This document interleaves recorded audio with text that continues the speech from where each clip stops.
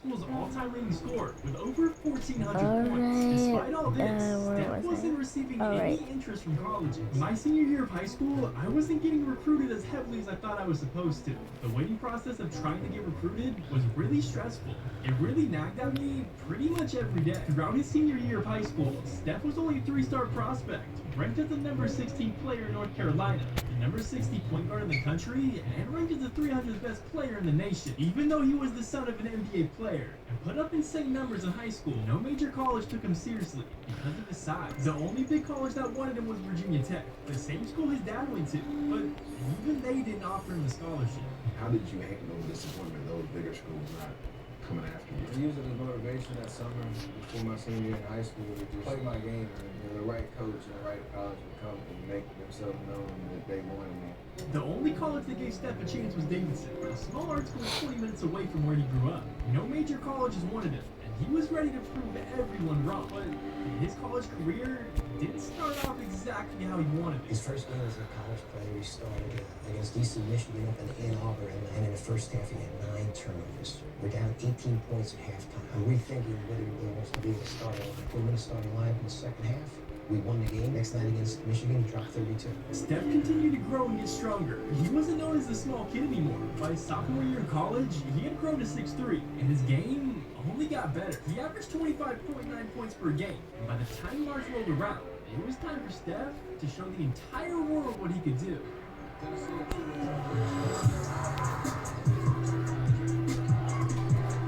Curry led the Wildcats to the 10th seed, went on a magical run to the Elite 8. They did the unthinkable by beating the 7th seed Gonzaga, dropping 40 points and 8 threes, scoring 30 and making 5 threes while knocking out 2nd seed Georgetown and putting in 33 and 6 threes. Against 3rd seed Wisconsin, tap out scoring at least 30 points 3 games in a row. His Cinderella run came to an end against 1st seed Kansas. Steph was must-see TV. Even LeBron had to see that show in person. Steph came back for a 3rd year at Davidson. He averaged 28.6 points per game, 5.6 assists per game, leading the NCAA in scoring, and being a consensus first-team All-American. It was here in his 3rd year that he broke the school record. I can't draw the other foot. Oh my god. 635. And after these 3 years, it was finally time for Steph to enter the NBA draft.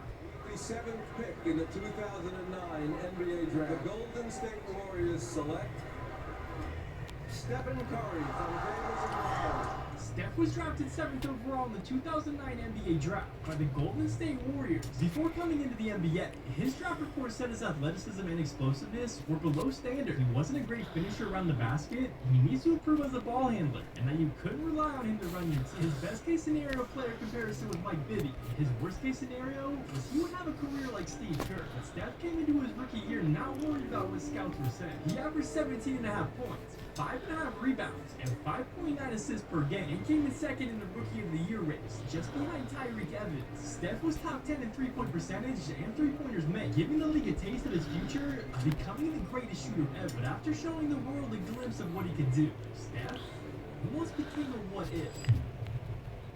After improving his numbers his 2nd year in the NBA, it was after this season that Steph had to get surgery to repair his ankle. This would be a massive story throughout the beginning of his NBA career. In the 2011 season, he would keep re-injuring the same ankle he had surgery on, and only played in 26 games. This had everyone questioning if Steph would ever be healthy again, or would he become another NBA what-if? And the Warriors had the same doubts about Steph. In 2012, in the middle of Steph's ankle problems, the Warriors had to make a choice. They wanted to get rid of one of their guards, Steph Curry or Monte Ellis. They had their eye on Andrew Bogut on the Milwaukee Bucks, and the Warriors were willing to swap Steph for him. The only thing that stopped the trade was the Bucks medical staff. They were concerned with Curry's ankles and didn't think it was a good idea to trade for him. So instead, the Warriors traded Monte Ellis. It happened at once for me, and I remember exactly where we were. We were in Sacramento. It was the lockout year, so it was right at the trade deadline. We get in the locker room, and it's kind of a different energy. You know, around the trade deadline, it's always like that. But this was different. Now that Monte was gone, that gave Steph's new teammate a chance in a bigger role.